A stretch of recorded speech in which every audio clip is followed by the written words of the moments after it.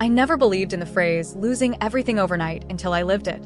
Most people use it as a dramatic exaggeration, the kind of thing you say when your car breaks down or you fail an exam. But I am telling you, as someone sitting here at 2:47 in the morning with cold coffee and a heart that still hasn't fully healed 8 months later, that it is possible. It is possible to fall asleep on a Friday night feeling like the luckiest person alive and wake up on a Saturday with the foundation of your entire world cracked open from underneath you. What I lost wasn't just a relationship. It wasn't just a wedding. It was the version of myself that believed the people who said they loved me actually meant it. My name is Renee. I'm 31 years old, and this is the story of how my mother and my fiancé destroyed my life, and then, after all of it, had the extraordinary nerve to come back and ask me for something that made me question whether I was living in reality. I grew up in a small city in the Midwest, the kind of place where everybody knows your business, whether you share it or not. I was raised by my mother, Gloria, after my father left when I was 11. He didn't die, didn't disappear mysteriously. He just decided one day that fatherhood wasn't working for him and relocated to Phoenix with a woman he'd met at a work conference. He called twice a year after that, on my birthday and at Christmas, until he didn't even do that anymore. By the time I was in high school, I had stopped expecting the calls. My mother never let me forget that she had sacrificed everything to raise me alone. And she did sacrifice things, I won't deny that. She worked double shifts at the hospital as an administrative clerk for most of my childhood. She drove me to school in a car with a broken heater and never complained out loud. She made sure there was always food on the table, always clean clothes for school. I loved her deeply for all of it. But Gloria was also the kind of woman who believed that her sacrifices entitled her to a permanent seat at the center of my life. Every decision I made was filtered through her opinion. Every boyfriend I brought home was evaluated against her standards, which, I learned early, no one would ever fully meet. I had serious relationships before Marcus. 2 of them, both ending with Gloria's fingerprints somewhere in the wreckage. The first boyfriend, Daniel, she convinced me was lazy because he was still in graduate school at 26. The second, Kwame, she called too intense and whispered so many doubts into my ear over 18 months that I eventually heard her voice louder than my own feelings. Both of those men were good people. I know that now in a way I couldn't see then. Then I met Marcus, and everything felt different. I was 27 when we met at a mutual friend's birthday dinner. He walked in late, apologized to the whole table with a smile that made 3 different women look up from their phones simultaneously, and sat directly across from me. We talked for 4 hours that night. When the dinner ended, he asked for my number by sliding his phone across the table without saying a single word, just that smile. I typed my number in and pushed it back. He texted me before I reached my car.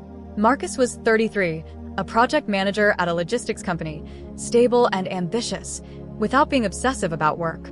He had his own apartment, paid his own bills, called his mother on Sundays.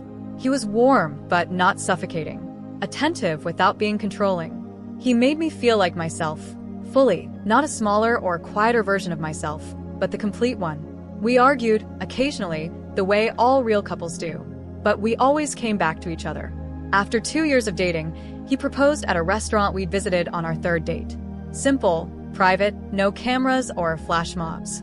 Just a ring and a question, and the 2 of us crying at a corner table while the waiter pretended not to notice. Gloria loved Marcus. That was the thing that made everything that came later so much harder to process. She loved him in a way she had never openly loved anyone I'd brought home before. When I introduced them for the first time, about 4 months into dating, she pulled me aside in her kitchen afterward and said, "Renee, that one is different. Don't mess it up." I laughed. She was serious. She started inviting him to family dinners even when I wasn't available. She called him to ask his opinion on her new car. She texted him memes. It felt odd to me sometimes.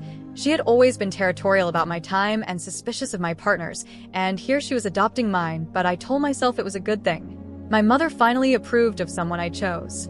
That felt like healing. We planned the wedding for 14 months.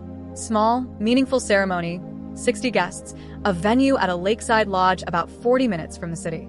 My dress was ivory with lace cap sleeves. I had 3 bridesmaids. Marcus had 2 groomsmen and his younger brother as best man. Everything was booked, deposited, coordinated. I had a spreadsheet. 3 different spreadsheets, actually.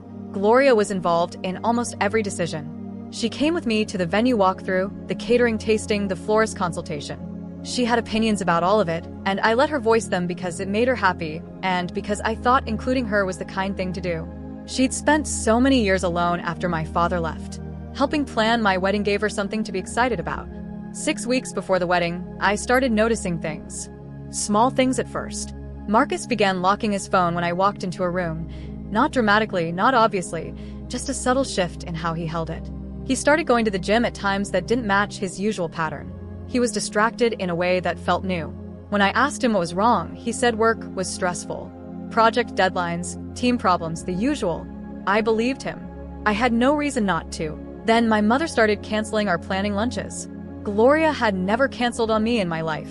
She was many things, overbearing, opinionated, occasionally suffocating, but she was reliable. She showed up. When she missed our florist follow-up meeting and cited a migraine, I called to check on her, and she sounded perfectly fine. Chipper, even. I remember standing in the parking lot of the florist shop thinking that was strange, then deciding I was being paranoid.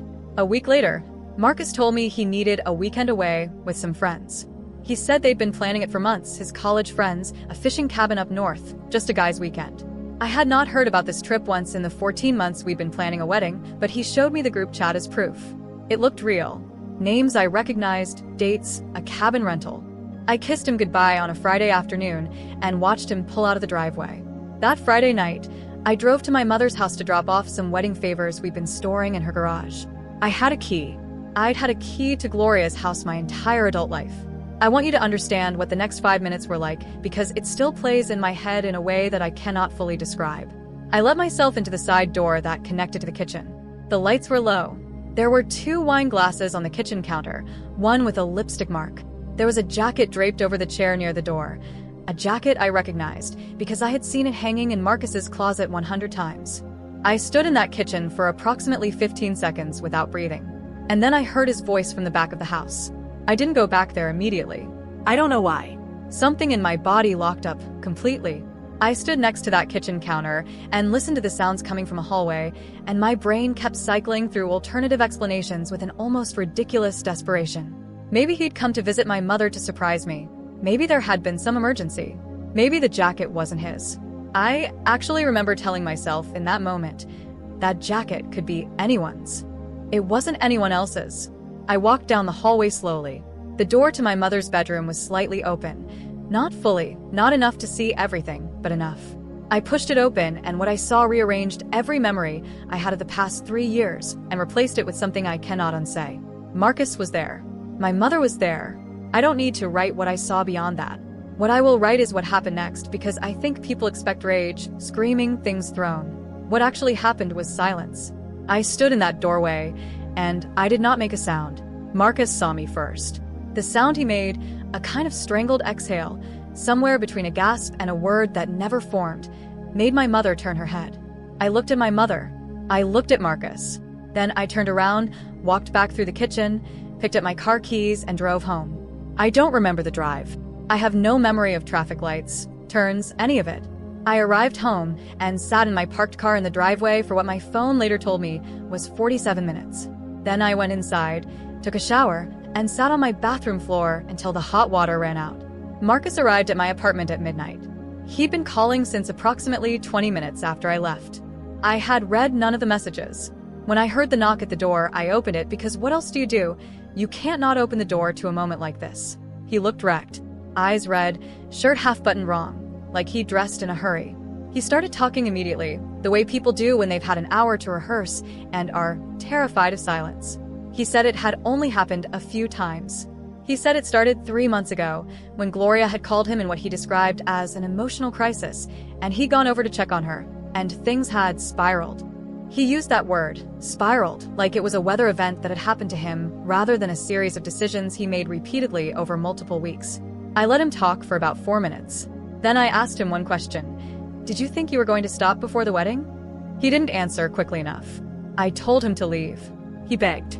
He cried. Real tears. Ugly crying. The kind that is difficult to dismiss as performance. I felt nothing except a cold, pressing exhaustion.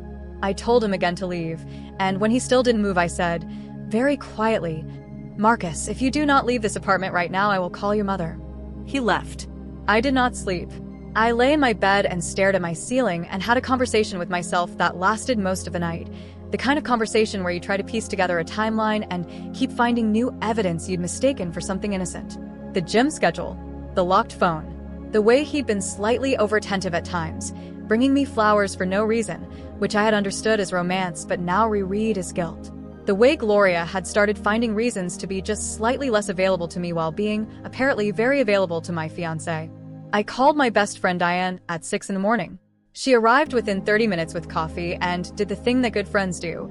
She did not try to fill the silence. She just sat with me while I said it out loud for the first time. My mother had slept with my fiancé. Saying it out loud did not make it feel more real. It made it feel more absurd, like a sentence from a very bad soap opera that had somehow been inserted into my actual life. In the days that followed, I did several things in a particular order.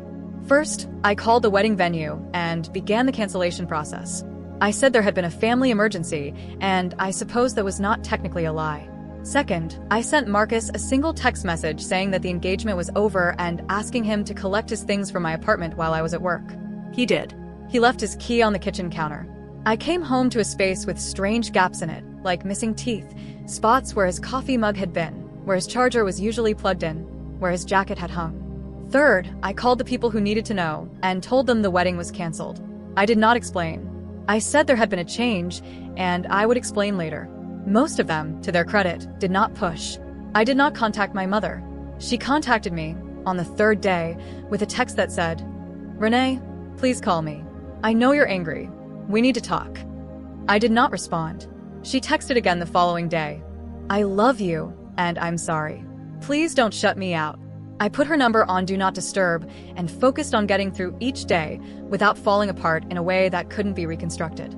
Here is what I want people to understand about the weeks that followed, because I think betrayal stories often skip this part. The grief is not linear, and it is not clean. There was no single day where I woke up furious and fought through it and came out healed. There were days where I felt almost fine, productive, functional, making lists and eating regular meals. And then I would see something as random as a lake or a lace curtain and be reminded of my wedding plans and feel the floor drop out from under me again. There were nights where I was so angry I couldn't breathe, and nights where the anger drained away and left something much quieter and more painful underneath it. Something that felt uncomfortably like grief for my mother, not just for Marcus, but for the woman who had raised me and to whom I had given, apparently, too much unsupervised access to my life. I went to therapy. I want to say that clearly because I think sometimes in stories like this people skip the part where they got help. My therapist's name was Dr. Anita Ford, and she was 60-something years old and had no patience for self-pity, which is exactly what I needed. She did not tell me what to feel. She helped me figure out what I was actually feeling beneath the layers of shock and performance. She asked me once, about a month in, "What do you miss most, Marcus, or the future you thought you had?" I sat with that question for 3 full sessions before I had an honest answer. And the honest answer was the future, which told me something important about what the relationship had actually been. About 6 weeks after the discovery, I agreed to see Marcus once. He'd reached out multiple times through mutual friends, and Diane, who had been running interference beautifully, told me he seemed genuinely broken and that she thought I might feel better after saying some things out loud to his face. So I met him at a coffee shop near my apartment. Neutral ground, public, 45 minutes maximum. He had lost weight. He looked like someone who had not been sleeping well, and I say that not with satisfaction, but with the kind of detached observation you develop when you've spent weeks doing the emotional labor of detaching yourself from someone. He apologized at length. He tried to explain again about loneliness, about how Gloria had been emotionally manipulative in the early stages, how he had made a catastrophic mistake and had spent every day since hating himself for it. I listened, asked a few questions. I told him that I believed he was sorry, and that sorry didn't change what happened, and that I wished him a life that made sense to him, because ours couldn't anymore. Then I paid for my coffee and left. I felt steady in a way I hadn't expected to. Not happy, but steady. Like I had closed a door that needed closing. My mother was a different matter entirely. I had not spoken to her in 8 weeks when I received a phone call from my Aunt Patricia, my mother's older sister, who I spoke to maybe twice a year. Aunt Patricia opened with pleasantries that lasted exactly 90 seconds before pivoting to the reason for her call, which was to tell me that Gloria was not doing well and that she felt I should reach out to her. I told Aunt Patricia, as calmly as I could manage, that I was aware my mother was not doing well and that I had some thoughts on why that might be, and that I was not currently in a position to prioritize Gloria's emotional state. Aunt Patricia went quiet. Then she said carefully, "Renee, she's still your mother." I said, "I'm aware of that, Aunt Patricia." And then I ended the call. The following week, my mother showed up at my apartment. I was home on a Sunday afternoon when I heard the knock. I looked through the peephole and felt my stomach drop. She looked older than I had seen her in years, smaller, somehow, standing in my hallway in a beige cardigan with her hands clasped in front of her. I stood at the door for almost a full minute before I opened it. She was crying before she even walked in.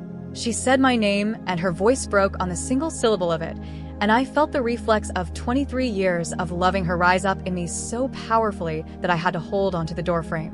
I let her in. I sat across from her in my living room, and I waited. She apologized. She said she knew she had no right to be here. She said she had been seeking counseling, that she was trying to understand her own behavior, that she knew what she had done was a fundamental betrayal.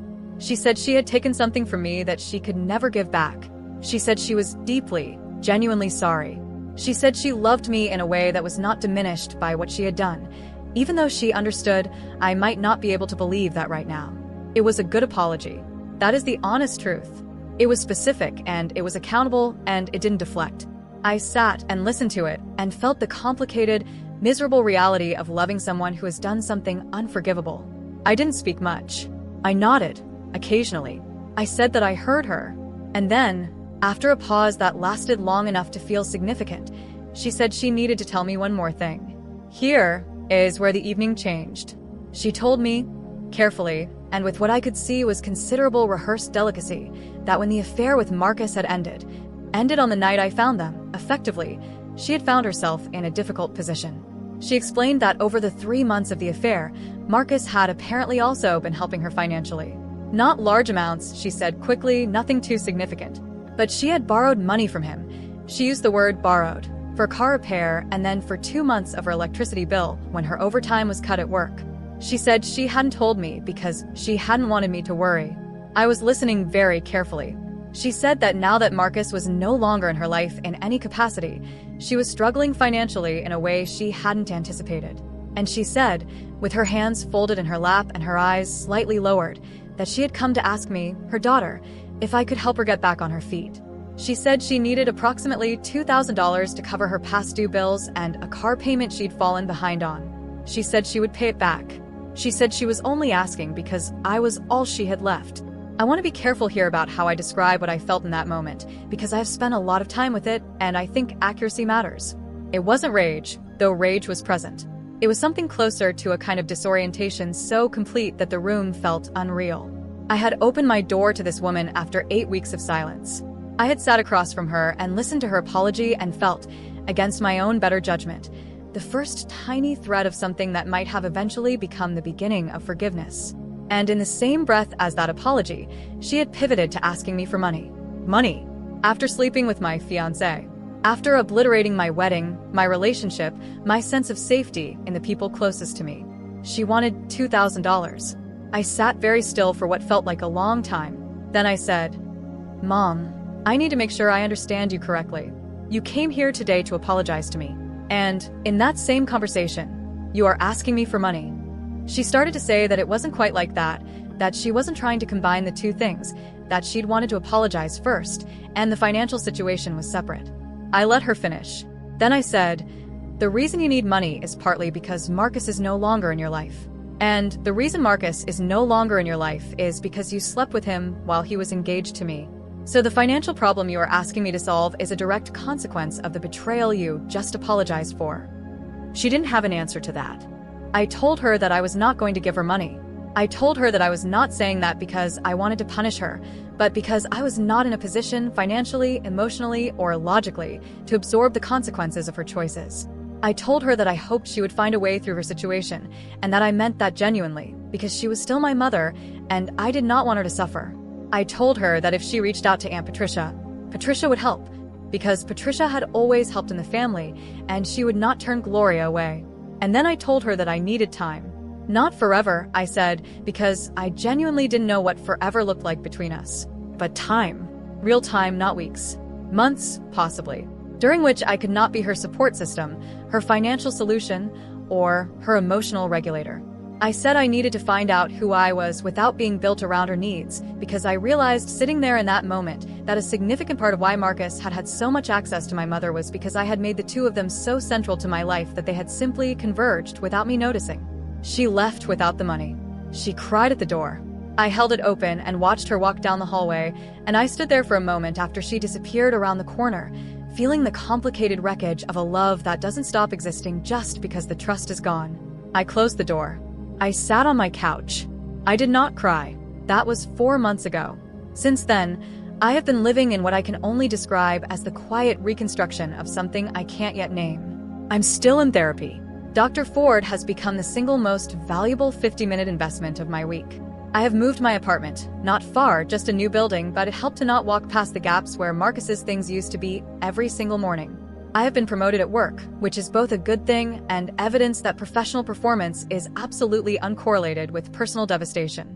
I have gone on 2 casual, low-stakes dates, both of which ended pleasantly and without any expectation of continuation, and both of which reminded me that I am capable of having a normal conversation with a person who does not make me feel afraid. I have had 2 brief phone calls with my mother. They have been careful, surface level, the kind of calls where you both know you're dancing around the giant hole in the center of the relationship. I don't know what she and I will be to each other eventually. I genuinely don't know. My therapist says I don't have to know yet, and I am trying to hold on to that permission without using it as an excuse to avoid the question forever. What I know is this: I did not deserve what happened to me.